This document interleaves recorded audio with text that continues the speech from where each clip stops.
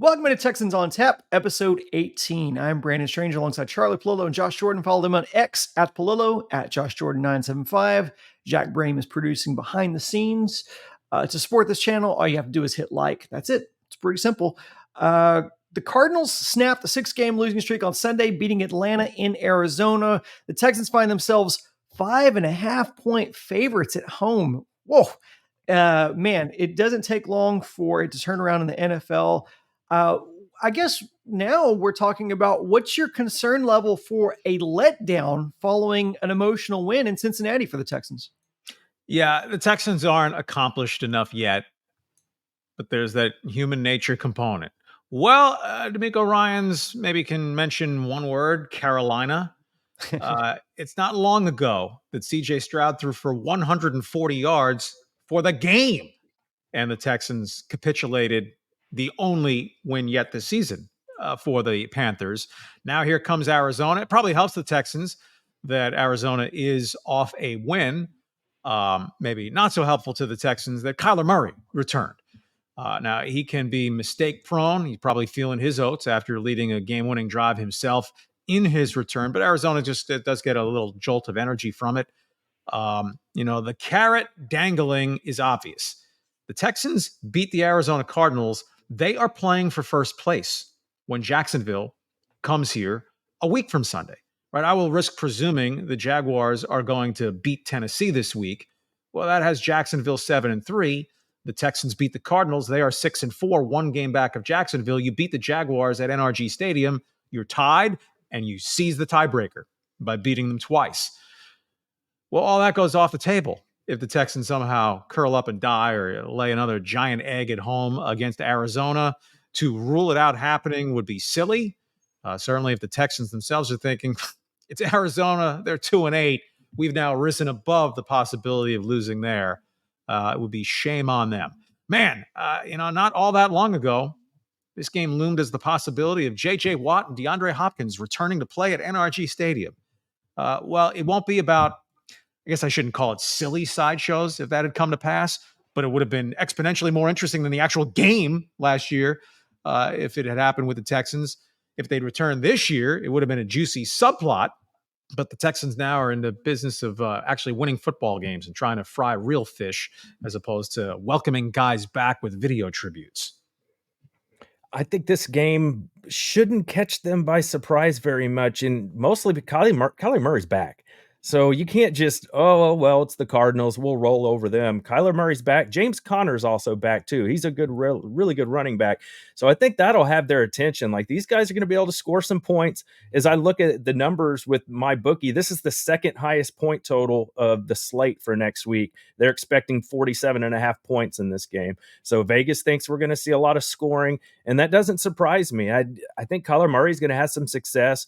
I mentioned James Conner. He can get things going. Texans can struggle against the run, but mostly the tight end is where I'm looking at. They have this guy named Trey McBride. He is really starting to take off here for Arizona. And we know the Texans have trouble with tight ends. We saw Cade Otton of the Bucs come in, had his best game of the whole year with 2 touchdowns and 70 yards just a couple weeks ago. So we know the Texans can struggle with tight ends. McBride, he had 10 catches for 95 yards 3 games ago against the Ravens. And then just this past Sunday, 8 catches for 131 yards. So that's something that the Texans are going to have to focus on. Tight ends can kind of be an issue for them. I don't think Jimmy Ward will be in this game either. I doubt he'll be back for that hamstring. So that'll be something to watch. If the tight ends, that matchup will get exploited. There is the flashing warning light, maybe akin to Cincinnati last week, where the Bengals were coming off beating the Bills in a massive division game next on the docket. And that's where the Texans are now. But the Texans are better than Arizona. I think the Texans posed a more legitimate threat if it was the first game of the season to the Bengals than the Cardinals should pose now. But any given Sunday, turnover battles, the Texans have a 100-yard penalty game and something like that. There are very few matchups that are completely unlosable. And since the Texans lost to Carolina, I'm going to say for them at this point, there's still no game that they're not capable of losing. So it'll be just another rung on the ladder. Avoid the trap. Take care of business. And as you're starting a 3-game homestand, The building's going to be rollicking, whatever the actual attendance is. It'll be good off what they have now accomplished. And, take one game at a time. Yeah, but you're aware of the schedule. 3 straight home games with Jacksonville in there. If you can sweep the 3, you're probably going to the playoffs. So don't screw it up by losing the first one. Yeah, the other thing, just Kyler Murray. You saw Joe Burrow get away from some pressure. You saw Bryce Young do that against the Texans a little bit. So I know he's coming off an ACL, but he looked pretty good on Sunday. So I could see Kyler Murray giving them a little trouble, just taking off, grabbing 20 yards in chunks. We've talked about, you brought up Kyler Murray, but the Texans in general, their defense has struggled late in games. We saw, they were able to hold Cincinnati to a field goal, but again, on third down, Tyler Boyd had the ball in his hand that likely could have won the game for them, and they just simply drop it. How does D'Amico clean that up, and how does he prevent that from happening in Arizona or against Arizona? Should this game be close late? Yeah, maybe better health in the secondary. Not that D'Amico's a witch doctor who can will that. And, one more good pass rusher. I mean, they did sack Burrow 4 times, but did give up 344 yards and multiple big plays. I just think there's still maybe that one blitzing linebacker who you could selectively rush to add one more element that you can, shuffle the deck a little bit and how you get after the passer. And they're just not a real good pass rushing team. And Josh has been quoting where they are in the sack statistics week to week. Even a 4-sack game doesn't elevate them close to the top half of the league. So it's still a work in progress, a talent work in progress. And they're not quite there yet. And sometimes you're just facing capable quarterbacks and playmakers who can get you. However, Atlanta and Carolina, you'd think wouldn't or shouldn't have been 2 of those teams to get the Texans late. Yeah, Texans right now are 24th in sacks. They have 20 on the season. So that's where they're sitting. You'd like to see more of that. Arizona also has Hollywood Brown, a nice explosive fast receiver. He didn't do much this past Sunday, but he is a good player. But I don't fear the Cardinals as much as Burrow and the Bengals. Even though they, like I said, Hollywood Brown, they have a good tight end. James Conner's a good running back, but it's not like Jamar Chase is on the other side of the field. So it would be nice if they could get a little more pressure on Kyler. I don't, maybe Sheldon Rankins can keep it going on the interior. That would be fantastic. Grenard got another sack. Will Anderson's the one, right? We'd really like to see him start showing up a little more in the sack category. I saw him with some good pressure. I know he was a little banged up. It was if he was going to play, so I'm not going to be critical of him for that. But just knowing how important he is to this defense and how much draft equity they have in him, it'd be nice to see him get a few more sacks going forward. What do you expect to see from C.J. Stroud and the Texans offense building from last Sunday's win against Cincinnati? CJ had another game-winning drive, and you actually had a rushing game as opposed to previous weeks. What do you expect to see them? How did they build on that against Arizona? If the Texans do it, they should be collectively, figuratively slapped upside the helmet. You're looking ahead to Jacksonville, but I don't wear a helmet. No one should ever be slapping me. They should roll. The offense should roll. He scored 30 points in a game where Stroud committed 3 turnovers. Don't count on Devin Singletary or the Texans' rush game collectively going for 150 on a regular basis. But if there's a happy medium between 50 and 150 for some more balance, in CJ, we trust at this point. I do, and I'm sure I'm not alone.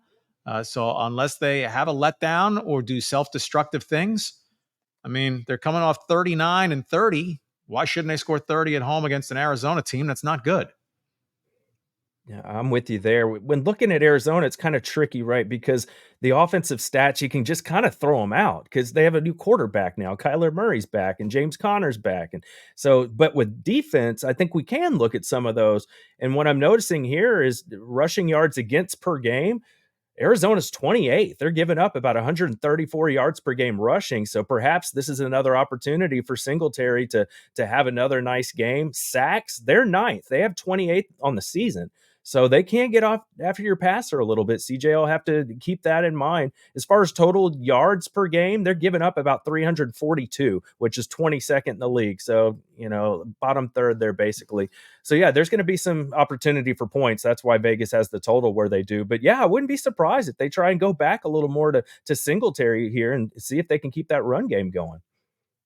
Well, Josh, you said the expectation is from Vegas a lot of points.